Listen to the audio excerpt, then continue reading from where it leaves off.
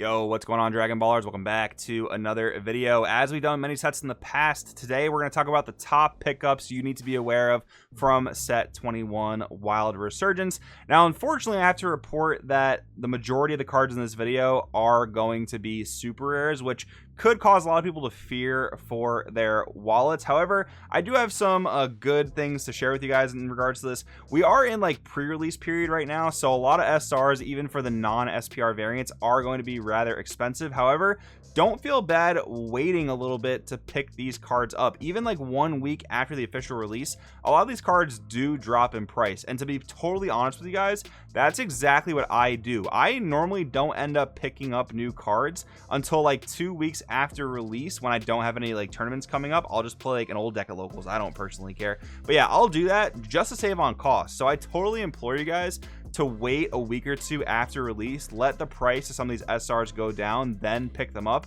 Unless you do have a competitive event coming up, or you just really want to play the new decks at locals, then you might want to have to go ahead and bite the bullet. I do the same thing when I really want to play a new deck or have an event coming up. But I just wanted to share that little bit with you guys, just letting you know what I do personally to save some costs. You guys can totally do the same. But anyways, we'll get into the cards in today's video. If you guys are new, make sure to subscribe, hit that bell so you never miss a video. And if you guys don't want to wait and do want to pick up any cards we talk about in today's video, it does greatly help me out if you use my link in the description to TCG Player. I really do appreciate it. Anyways, let's start the video talking about our first card that is actually not an SR. This is a promo, Dr. Gero Android Creator. You can grab this card by simply participating in your local pre-release, and this card should be relatively inexpensive, especially because there's a gold stamp variant of the card. And after the pre-release period's over, so many of these will circulate that you should be able to grab one pretty easily. But now this is basically Green's very own version of Vegeta surmounting the impossible, with a few upsides and one kind of minor downside. The upside is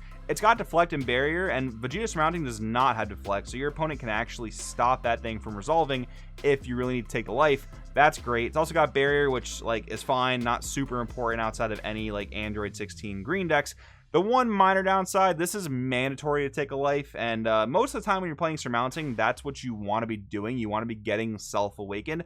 But there have been a fair amount of times in recent history I can recall just playing surmounting because I had no better play to make and wanted to use an energy. This card, you will have to take a life, which again is normally what you'll play a card like this to do, so not a big deal. But then Vegeta surmounting also has unique. This card does not, so if you really need to be taking your life a lot in whatever green deck you're playing, this can get that done. So this is certainly a card you'll want to pick up if you're playing any green decks or even blue-green decks with blue leaders. This should still work pretty well. Then we have Goku and Golden Frieza Spirit Clash. This is a great pickup for yellow players because it is a super efficient form of barrier removal. Comes down, pops a guy in rest mode ignoring barrier, and draws a card. That draw card is super nice because it makes up for the sort of mediocre stats this thing has. It's just 20k, which is a fine number, but it doesn't have like critical or barrier or double strike or any other keywords like that. Now this card is like just a little bit narrow in usage because you have to have a Frieza army or Saiyan card to swap this out of your Z energy with. However, that's totally going to encapsulate like most yellow decks currently seeing play right now. You've got, as the popular ones, Trunks Vegeta, you've got Majin Vegeta, and you've got Golden Frieza. Besides just naming the decks this is meant to be played with, you've got like Frieza Swap and the Goku Vegeta flip-flop leader, right? So just naming those, you've got like 5-ish decks that this is already playable in. And honestly, I don't really know of any other yellow decks that aren't playing at least some sort of Saiyans or Frieza army cards. So if you guys can name one, drop it down in the comments. That's unfortunate you guys won't be able to play this card, but yeah, this is the like main yellow generic pickup from this set. Definitely a card you'll want to get your hands on for the needed barrier removal. All right, now we got two blue pickups. Again, both of them are SRs, unfortunately. Bandai did the smart thing of making the good cards in this set SRs because that ends up helping sets sell. And unfortunately, guys, while it does cause cards to be a bit more expensive, we need sets to sell for this game to stay afloat, right? So it is kind of just like a necessary evil.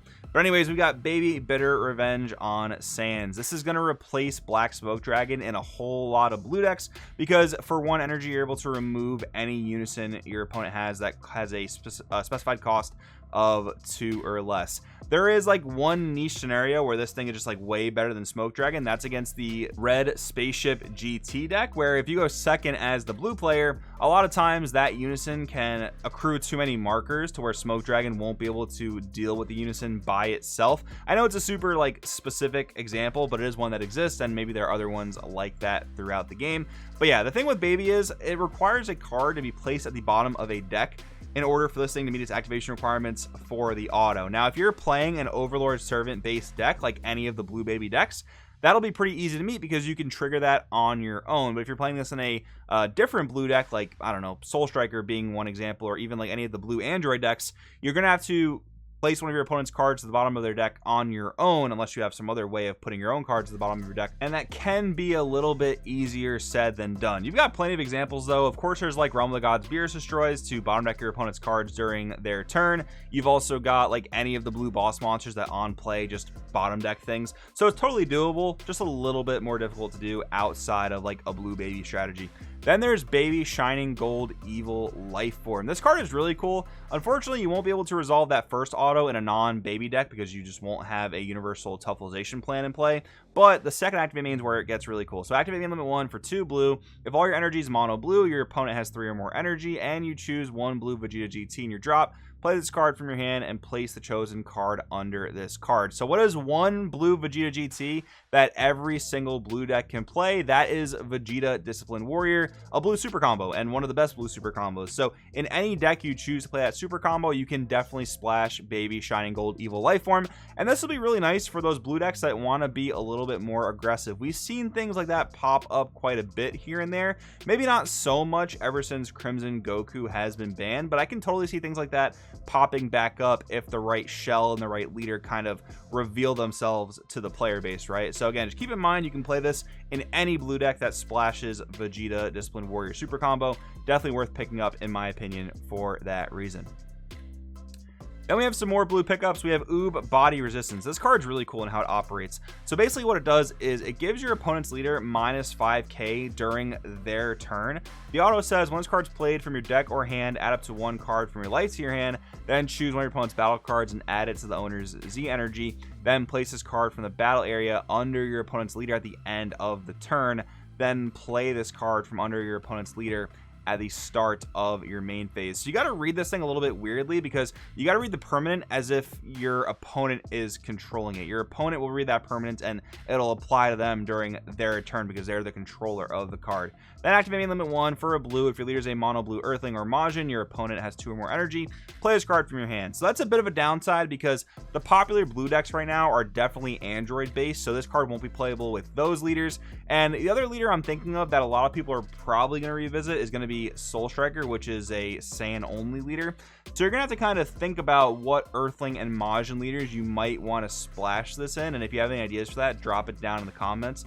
But what's cool about this is it's like an anti-side deck card for leader focused strategies, right? So any leader focused strategy, this thing can help you shut down quite a bit. One example that comes to mind is like Black Machikabura, which got a lot of support in set 21. You can make that thing at minus 5k, so if they pull a triple attack off on you, it's just a little bit easier to deal with. You're gonna have to find more like super specific examples, but because this thing is so niche, it should be rather cheap to pick up, and you know, in time, maybe like 2-3 weeks from now, it should be a rather cheap card that I would definitely recommend picking up if you can get your hands on it. Then we have Ube Focus Full Strength Blow. This is definitely a lot better of a card for a more generic usage. So we've got an 8-drop, 30k deflect, double strike, permanent, reduce energy cost of this card in your hand by 3 for each card in your opponent's Z energy. So just them simply having 2 Z energy will make this a 2-drop, which is super easy to do. Auto limit 1, if your leader is mono blue and your opponent has 3 or more energy. When this card's played, draw 1 card, then choose a total of 3 battle cards in your opponent's battle area or drop and add them to their Z energy. Auto once per turn if you and your opponent would have a total of 7 or more Z energy. When your opponent activates a counter, they add 1 card from their hand to their Z energy. So you're punishing your opponent for negating attacks, which is something that blue hasn't always had. Yellow does this really, really well, and this can actually help blue players if we ever see another like super floodgate heavy format, which, hey, who knows? We might even just see going into set 21. This will be great against your blue mirrors, up against your android decks. They have no shortage of floodgates, yellow, riposte, all that good stuff. This is going to be a really solid card to help punish the decks that want to just like negate and try to end your turn. They're going to lose a little bit more for having to do that, and there should be a board wipe on play for the most part. So yeah, just a good card to invest 2 energy in if the situation presents itself. Then we've got our pair of green SRs. We've got Goku and Gohan, father-son solidarity for your absolute board presence. Remove anything ignoring barrier and make your opponent pitch 1 card. Obviously that second auto is not going to be resolved unless you're going to be comboing a Goku from hand, in which case you could burn one of your opponent's lives, but probably we're going to leave that to the green Gohan decks themselves. Then you've got Cell, Pursuit of Despair, which I'm not throwing in any of my green decks like right off the bat. However, it is going to be some very simple unison removal with the activate main. If you or your opponent remove 1 token of combo power from the game, remove 2 markers from your opponent's unison, and this thing spawns tokens on play, and it is a pretty decent 30k double strike body. So let's just say like the Android 18 and Goku from set 20 doesn't fit super well in your deck, and you want to play some other sort of like unison marker removal, this card can get the job done. Maybe you don't want to play Gohan Latent Power Unleash, the green Gohan rare, because you want to play something that actually establishes board presence. You can totally go ahead and play this card. So yeah, these cards are both great additions to any green deck, definitely worth the pickup.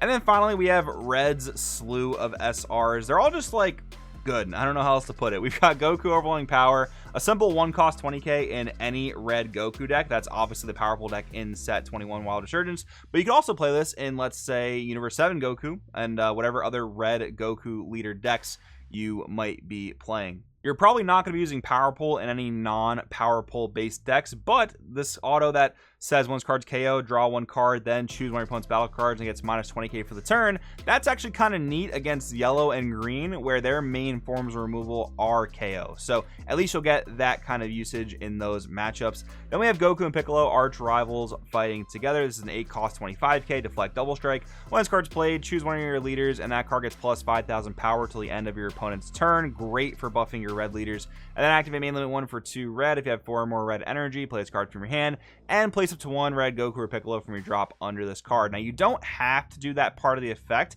however you will want to if possible, because of the last activate main. If your leader's red, you place 1 card from under this in your drop, switch this card to active mode. So you'll want to be stacking a Goku or Piccolo under this to get that essential dual attack. Getting the buff on the leader is really good, and you'll want to look to play this card in decks that do play some sort of like Piccolo or Goku. Maybe it's like your super combo, maybe it's some like weird cantrip or some intermediate battle card. Whatever it is, you can stack it under this card and then get that full value of the card. Then there's Garlic Jr. Invitation to Eternal Darkness. I don't love this card because it just leaves the board at the end of your opponent's turn, which I always hate cards that do stuff like that. However, for 2 energy, a 30k dual attacker is a really good rate. Like, look at Piccolo Jr. the Infiltrator, which almost every single blue deck was playing for quite a while.